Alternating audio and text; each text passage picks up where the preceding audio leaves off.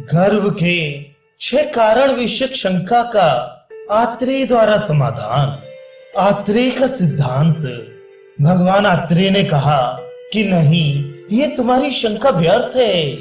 इन सभी भावों के समुदाय से गर्व की उत्पत्ति होती है। माता की कारणता एवं मार्तज भाव, ये गर्व माता से उत्पन्न होता है।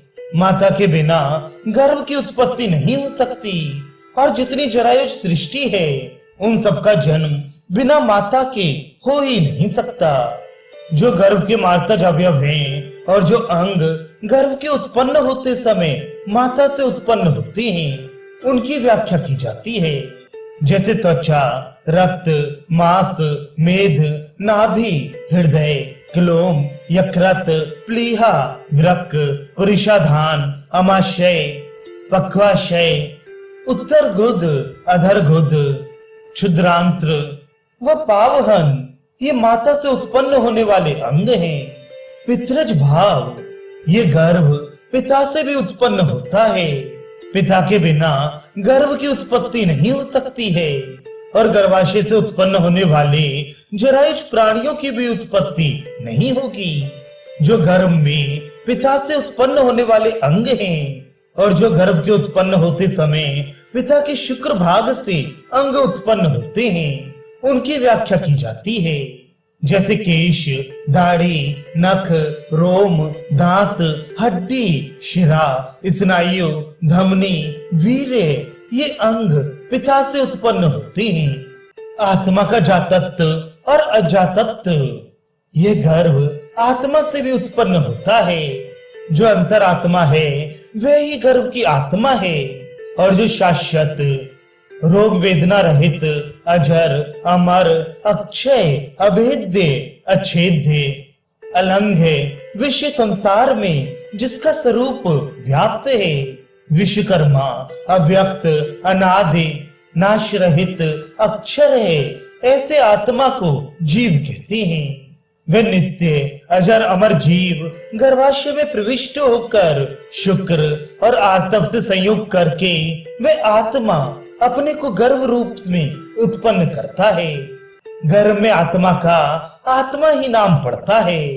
अनादि होने से उस शुद्ध बुद्ध नित्य आत्मा का जन्म नहीं होता है। इसीलिए ये अजात आत्मा गर्भ को उत्पन्न करता है। निश्चित रूप से अजात अर्थात अनुत्पन्न आत्मा, अजात शर धातु समुदाय गर्भ को उत्पन्न करता है। वही गर्भ समय से बालक, तरुण, वृद्धावस्था को प्राप्त करता है। वह गर्भ जिस जिस अवस्था में वर्तमान होता है, उस अवस्था में उत्पन्न होता है। जो अवस्था आगे आने वाली होती है, उस अवस्था में उत्पन्न होने वाला होता है। इसलिए वही आत्मा जात और अजात एक ही काल में होता है। इस आत्मा में जातत्व और जानिष्य माणत्य, ये दोनों बात संभव है। वह आत्मा उत्पन्न होकर उत्पन्न करता है। वही आत्मा आने वाली अवस्थाओं में अजात रहता है। और अजात शुद्ध नित्य आत्मा श्रद्धात्वात्मक आत्मा को उत्पन्न करता है।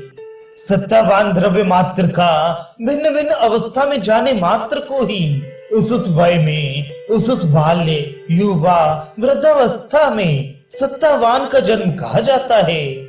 जैसे सत्ता वाले शुक्र, शोणित और जीव के होते हुए भी जब तक इनका संयोग नहीं होता, तब तक गर्भ नहीं कहा जाता। जब तक शुक्र आर्तव जीव का संयोग हो जाता है, तब उसे गर्भ कहा जाता है। जैसे पुरुष वर्तमान अर्थात जात है, पर उसे संतान नहीं है, अतः संतान होने के पूर्व उसे पिता नहीं कहा जाता। तो जात पुरुष भी पितृत्व अवस्था में अजात है। जब पुत्र उत्पन्न हो गया, तब पितृत्व अवस्था में जात हो गया। एक ही पुरुष जात और अजात पुरुष कहा जाता है। वैसे ही सत्तात्मक गर्भ की आत्मा जिस अवस्था में वर्तमान रहती है, उसमें जात और आने वाली अवस्था में अजात होती है। माता पिता और आत्मा में यथेच्छकारिता का अभाव।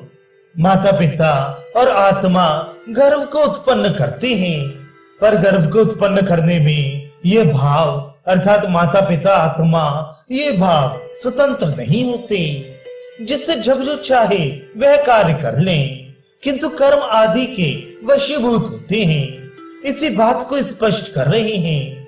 गर्व के सभी भावों में माता पिता आत्मा इनकी यथेच्छाचारिता नहीं है। ये माता पिता और आत्मा के भाव कुछ कार्य अपनी इच्छा से करते हैं, कुछ कर्म के वशीभूत होकर करते हैं। कहीं कहीं मन बुद्धि इंद्रिय इत्यादि करणों की शक्ति से इच्छा अनुसार कार्य होता है। कहीं कहीं मन आदि इंद्रियों की शक्ति से भी कार्य नहीं होता। जहाँ मन आदि कारण श्रेष्ठ गुण युक्त होते हुए मन बुद्धि इंद्रिय सात्विक होते हैं, वह उस विषय में मन आदि करण के बल शक्ति के अनुसार यथेच्छकारिता होती है। इससे विपरीत होने पर यथेच्छकारिता नहीं होती, अर्थात मन बुद्धि करण इनमें चंचलता होती है और ये अच्छे अच्छे गुणों से युक्त नहीं होते। जैसे तामस एवं राजस गुण तो अपनी इच्छा अनुसार कार्य नहीं होता है।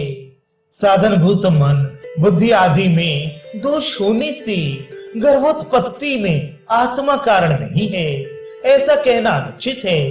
अर्थात आत्मा अवश्य कारण है।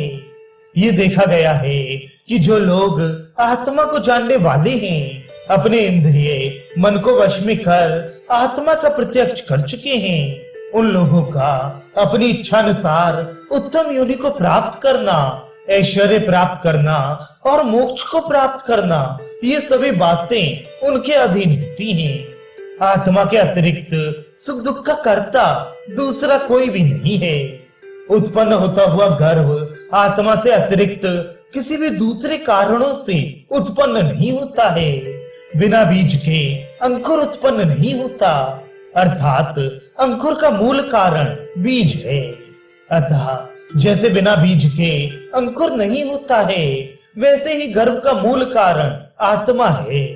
बिना आत्मा के गर्व की उत्पत्ति नहीं हो सकती है। अतः गर्व आत्मज है।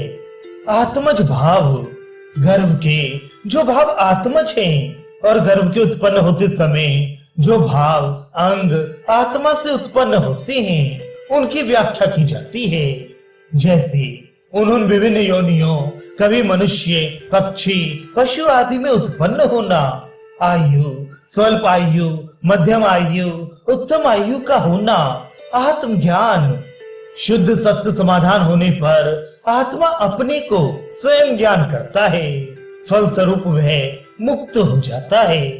मन इंद्रियां प्राण और अपान वायु का प्रवृत्त करना, रोकना और मन एवं इंद्रियों को प्रेरण अर्थात अपने अपने विषयों में लगाना, धारण अर्थात रोकना या किसी भी विषय को मन में अधिक काल तक स्थायी रखना, शरीर की आकृति स्वर और वर्ण गौर श्याम की उत्पत्ति करना, सुख दुख इच्छा द्वेष चेतना धृति बुद्धि स्मृति अहंकार प्रयत्न ये सभी आत्मज भाव हैं। सात्म की कारणता एवं सात्म्यज भाव, ये गर्व सात्म्यज भी है। बिना सात्म्य वस्तु के सेवन से स्त्री और पुरुष बंध नहीं होते हैं और गर्भ में कोई भी विकृति नहीं होती है। असात्म वस्तु का सेवन करने वाले स्त्री पुरुषों के जब तक कुपित हुए वात पित्त कफ ये तीनों दोष शरीर में गमन आगमन करते हुए शुक्र आर्तव और गर्भाशय को दूषित नहीं करते हैं, तब तक स्त्री और पुरुष गर्भोत्पन्न करने में समर्थ होते हैं। अर्थात जब शुक्र आर्तव और गर्भाशय अदुष्ट होते हैं, तभी गर्भोत्पादन में स्त्री पुरुष समर्थ होते हैं। सात्विक वस्तुओं का सेवन करने वाले स्त्री और पुरुष जिनके शुक्र आर्तव एवं गर्भाशय में कोई विकृति नहीं है, ऐसे स्त्री पुरुष का ऋतु काल में संसर्ग होने पर यदि आत्मा गर्भाशय में अवक्रमण नहीं करता, तब गर्भ की उत्पत्ति नहीं होती। ये गर्व केवल सात्विक वस्तुओं के सेवन मात्र से नहीं होता है, पर गर्भोत्पत्ति में समुदाय कारण होता है। जो गर्भ में सात्विक भाव है और उत्पन्न होते हुए गर्भ में सात्विक वस्तु सेवन से जो भाव उत्पन्न होते हैं, उनका व्याख्यान किया जा रहा है। जैसे आरोग्य रहना, आलस्य रहित रहना, लालची नहीं होना, इंद्रियों की प्रसन्नता, स्वर, वर्ण और शुद्ध एवं गुणयुक्त शुक्र का होना, सदा प्रत्येक कार्य में आनंद की अधिकता का होना, ये सात्विक भाव होते हैं। रस की कारणता एवं रसज भाव, ये गर्व रसज भी है। बिना रस के माता की प्राण यात्रा जीवन निर्वाह हो ही नहीं सकता, तो गर्व की उत्पत्ति कैसे हो सकती है? अंशित रूप से सेवन किया गया रस गर्व को उत्पन्न करने में असमर्थ होता है। केवल विधि पूर्वक रसों का सेवन भी गर्व को उत्पन्न नहीं करता, किंतु गर्भोत्पत्ति में समुदाय कारण होता है। जो गर्भ में रसज भाव है और उत्पन्न होते हुए गर्भ में रस से जो भाव उत्पन्न होते हैं, उनकी व्याख्या की जाती है। जैसे शरीर को उत्पन्न करना, शरीर को बढ़ाना, शरीर से प्राण का संबंध रखना अर्थात जीवित रखना, अंग प्रत्यंगों को तृप्त करना, पुष्टि करना और उत्साह रखना। मन की कारणता और मन के भाव, परलोक से आकर मन गर्भ में अवकरण नहीं करता है, इस आक्षेप का खंडन। निश्चित रूप से मन औपाधिक अर्थात दूसरे शरीर से संबंध करने वाला है, क्योंकि मन जीवात्मा का सदा स्पर्श करते हुए शरीर से संबंध स्थापित करता है। जब तक मन और आत्मा का नित्य संबंध है, तभी तक संसार चलता है। जब मन और जीवात्मा का संबंध विच्छेद हो जाता है, तब आत्मा का मोक्ष हो जाता है और संसार समाप्त हो जाता है। सत्य का शरीरांतर से अवश्य ही संबंध होता है। मन एक शरीर को छोड़कर जब दूसरे शरीर में जाने के लिए प्रस्तुत होता है, तब पूर्व त्याज्य शरीर का स्वभाव बदल जाता है। भक्ति, प्रेम, इच्छा बदल जाती है। सभी इंद्रियों में उपताप हो जाता है, अर्थात उनकी क्रिया शक्ति हीन हो जाती है, बल नष्ट हो जाता है, व्याधियां बढ़ जाती हैं। उस मन से हीन होने पर प्राणी प्राण को छोड़ देते हैं, अर्थात मर जाते हैं। सत्य अर्थात मन किसे कहा जाता है, इसका उत्तर देते हैं।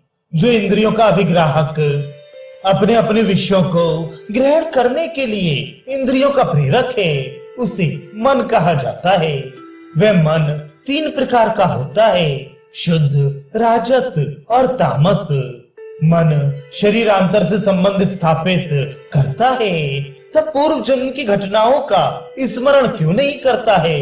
इस आक्षेप का उत्तर, जिस तत्व रज और तम गुण की अधिकता के साथ प्राणी का मन संबंधित होता है, उसी अधिक गुण के साथ मन दूसरे जन्म में भी संबंधित रहता है। अर्थात पूर्व के अनुसार ही ये मन सात्विक है, राजस है, तामस है, ऐसा प्रयोग होता है।